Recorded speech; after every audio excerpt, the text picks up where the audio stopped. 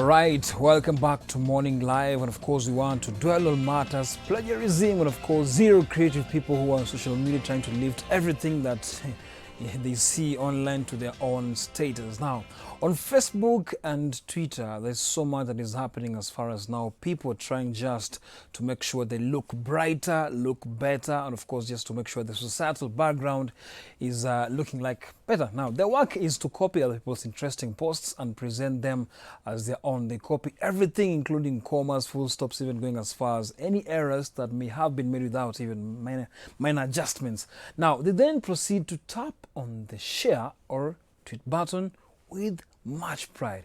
In studio right now, I'm joined by two gentlemen, social media consultants. That is David Jesse and of course Cedric Guya, who will be taking us through the whole conversation of these unfortunate and of course chronic behavior that actually young people have out here. Now, karibuni sana gentlemen. Thank you. Now, when you start talking about plagiarism, zero creative people out here, and they lift one content from the other content to their own platform, what do you think is the gap? What is wrong? Okay, first, for me, I think it's a two-sided thing. There's the pros and the cons. Like, the first is that, of course, plagiarism is an intellectual dishonesty. Yeah. Yeah. And then two is that what is the role of social media? Is it an intellectual site? Because when you talk of plagiarism, we're moving towards intellectualism. Is social media supposed to be an intellectual platform? Mm-hmm. So I think the basic ideology behind social media, like even today, it's like a news outlet. You know, Yeah, we're trying to pass information. So as much as it's intellectual dishonesty, but there's this side of we're just trying to disseminate the information. And then again, our content on social media are copyrighted, so that I have copyright. Like, is my content copyrighted so that somebody else cannot share it? Mm-hmm. So, you know, the gaps on both sides. Sure. There's no copyright, and then again, there's the need to disseminate information. Okay. Yeah. Okay. So, I really don't think there's a problem so long as we disseminate this information. You don't have a problem No, with someone? I don't have a problem. Wow. Cedric, what's your opinion on this?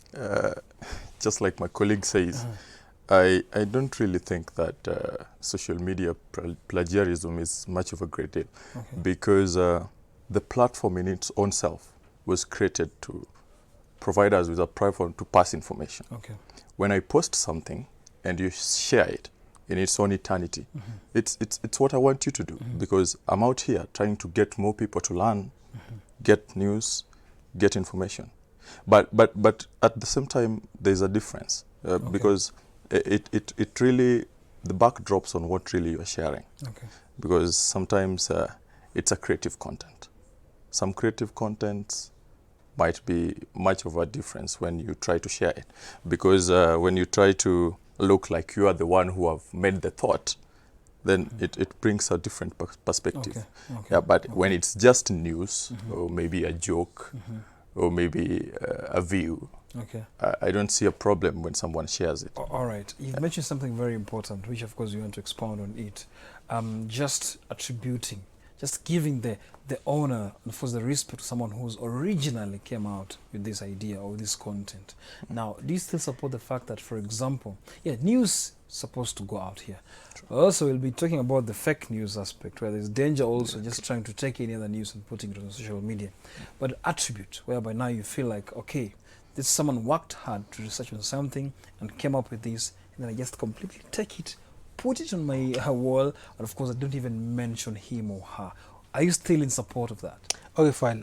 Personally, I have been a victim. Okay. You write a post, and somebody steals it, and somebody else will even think that you're the one who stole it, because sometimes he's gotten more interaction than you did. But over time, I've come to learn that at the end of the day, what are we looking at? Okay. What are we looking? We're looking at disseminating information. If we want to go to that intellectual perspective, we have other sites like LinkedIn. Yeah. So if we had somebody plagiarizing on ResearchGate, LinkedIn, I mean, it will be a problem. But for Facebook, Twitter, and I mean, these just social media sites, I don't think it's much of an issue. Okay. Because at the end of the day, we're just passing an information. If there's a terror attack somewhere, and I wrote a post about it, and somebody, you know, at the end of the day, what I want is that people should get alerted about it. So we're just trying to disseminate information. So we have to now we have to categorize that that these social media platforms, what are we dealing with? Okay. You see, what is the site? And then even when you look at, for example, Facebook and Twitter, there's a difference, because the caliber of people, who are the people on Twitter, for example, they mostly find the middle class, the intellectual people.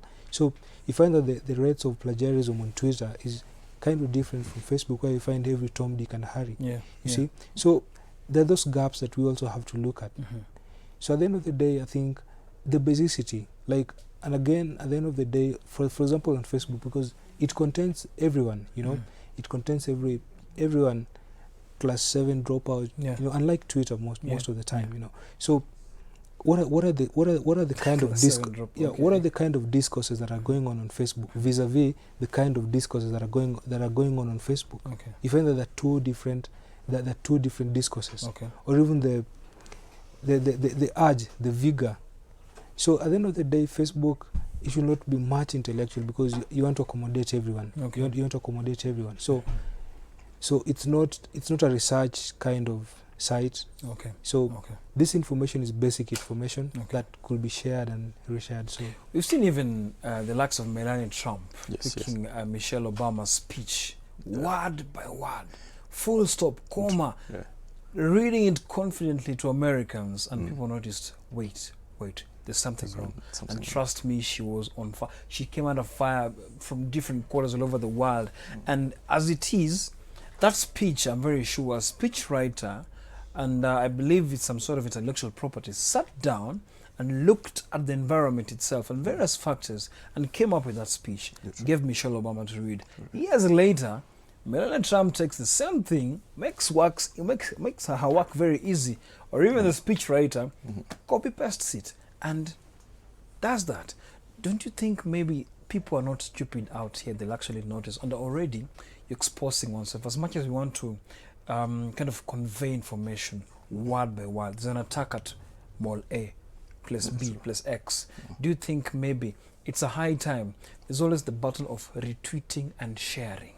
You get what I mean? Retweeting and sharing. Don't just check the same and post it on your social media. I believe those buttons actually came to kind of give these people, like, hey, this is your property, I'm supporting it, or I want it to be disseminated out here. What's your opinion on all this now? I want to believe that for a person of a high profile like Melania, having her speechwriter plagiarizing a speech is just negligence.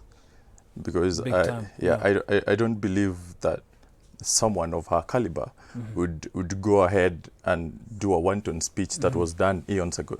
Because I believe ears come with different ideas. People have different ideas. As a leader, you should be able to think and disseminate your own ideas.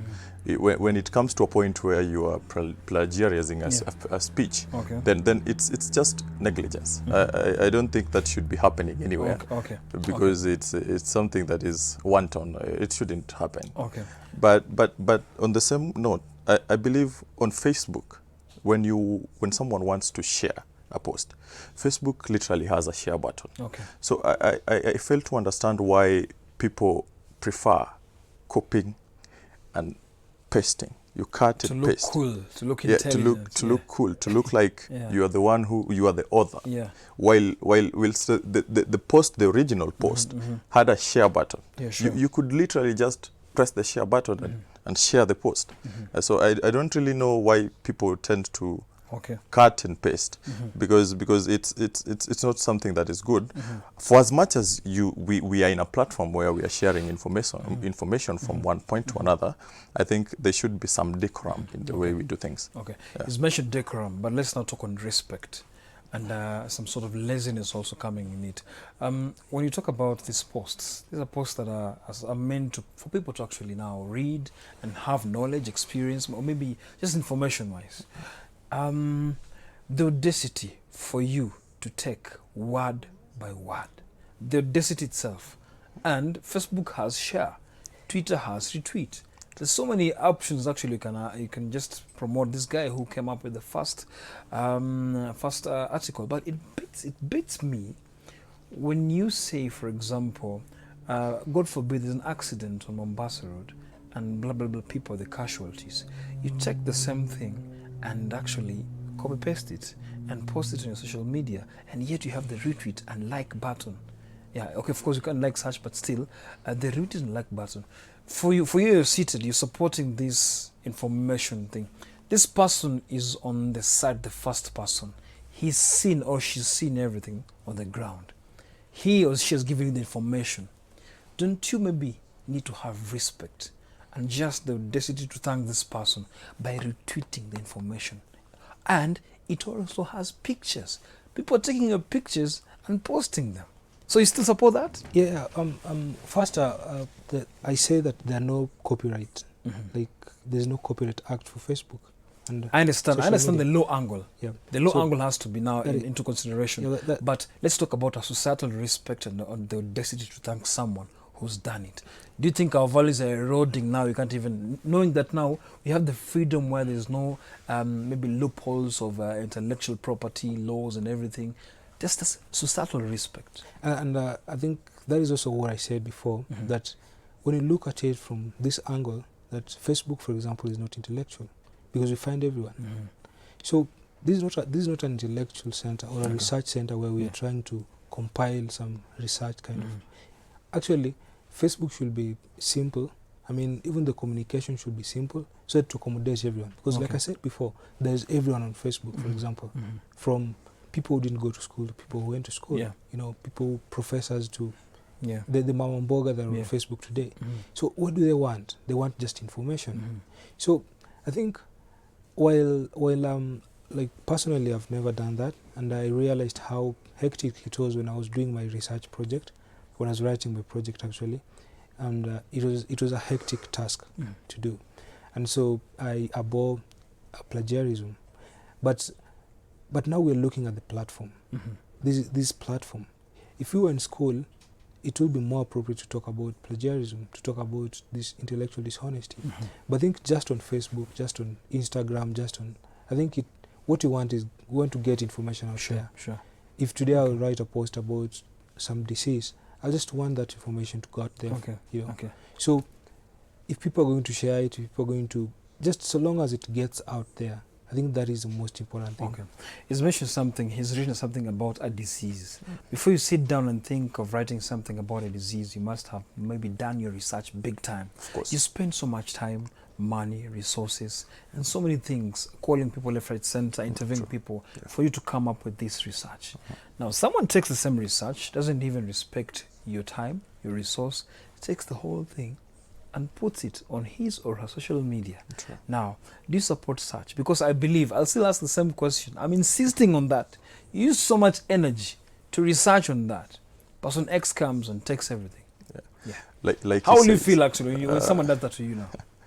I have faced that before, where somebody just copies, cuts and pastes your post. But you see, Facebook, as he says, doesn't have so much weight. It's true. But then the way I view it wouldn't be the same way another person views it outside there. When you cut and paste my post, I wouldn't feel the same way some other person would. So I think it contextually depends on the person whose post has been stolen at the same time. But then it is something that isn't right societally. It shouldn't be happening. Because I think if you cut and paste my post, you should just give be lenient enough to give me credit. Written by David Jesse. It's that simple. Fake news. Let's talk about fake news, because now this is a very important part whereby people are quick to retweet and just copy and paste some fake news. People don't really get to know the background information. Has it happened or not? Now the dangers of such, because those for example, handles both on Facebook and Twitter that you can trust. And those handles which are just quick to post information because they want, controversy sells. They want to be controversial so that they can get the clicks and everything. What's your opinion on such dangers of fake news? I might be retweeting something has happened, but it's a lie. First of all, we have to realize that we're moving away from the traditional media, which is the mainstream media, to social media, because it's more versatile. Today, you'll find everyone on Facebook. Everyone is on Twitter. But the few people who are still watching The few people are Yeah. still watching TV. You see, so we're moving away from mainstream media, which is the traditional media, to the social media. And one danger that comes with that is the fake news, Okay. because somebody just posts something out of nowhere. There's a terror attack somewhere. Somebody copies it, and within no minute it's all over. So there is one challenge that social media is facing, because there's no verification. Okay. And then the people, just like mainstream media, the people who became famous out of controversy, like TV controversy. Yeah. Let's say the old generation of people, we can credit their status to media controversy.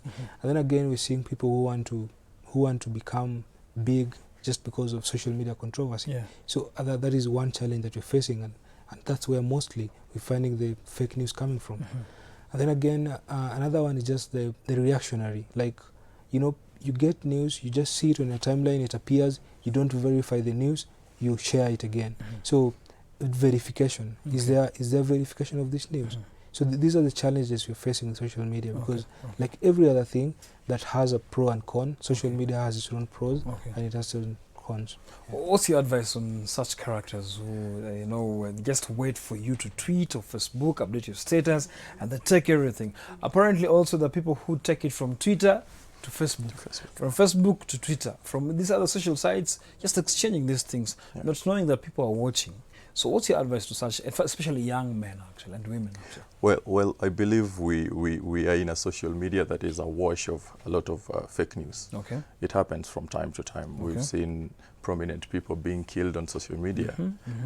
But they are roasted properly. Yeah, so you see, I don't really know what we can do to make this end, because social media platforms have no way to allow us to verify information, because you find someone, he's somewhere in the village, he's using Facebook, and he's seen a post from someone he or she takes as much influential, somebody who has content.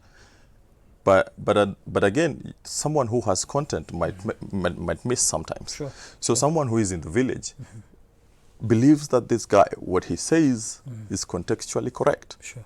So when I see you post it, I'll assume it's correct. I'll just pick it and share, because I don't have a way of verifying it. So we can't really blame people for sharing fake news. But then I believe those who are at the end of the stratum, the top end of the stratum, should be much wary of what the content they give to their followers. All right. So I think a regulation of fake news should come from Facebook itself, from the company, the Twitter company, the Facebook company, so that we should have that a way of verifying information, that if there's an information, for example, that is going out, then what is the level of truth in this? Because if Facebook can come up with modalities to take information and, like take information, dig information from people, I mean, then they should be able to come up with a way of verifying anything that is posted, so that we can have some kind of sanity. Otherwise, it will be very difficult to regulate fake news. Thank you so much, Cedric and John, for coming to the studio. I believe these young characters who are out there copy-pasting everything, have learned something. Just credit this original content producer, content creator. It won't really hard, because these guys have really worked hard to make sure you have information. You take the same thing and post it on social media for the likes. Heshima kidogo. All right, that's all I had for you right here in Morning Live. My name is Nick Mudimba. Our sign language interpreter has been Michael Maidi. Have yourself a beautiful, beautiful day. Up next is Jason Mondi coming up with Full Circle. Stay tuned to Switch TV.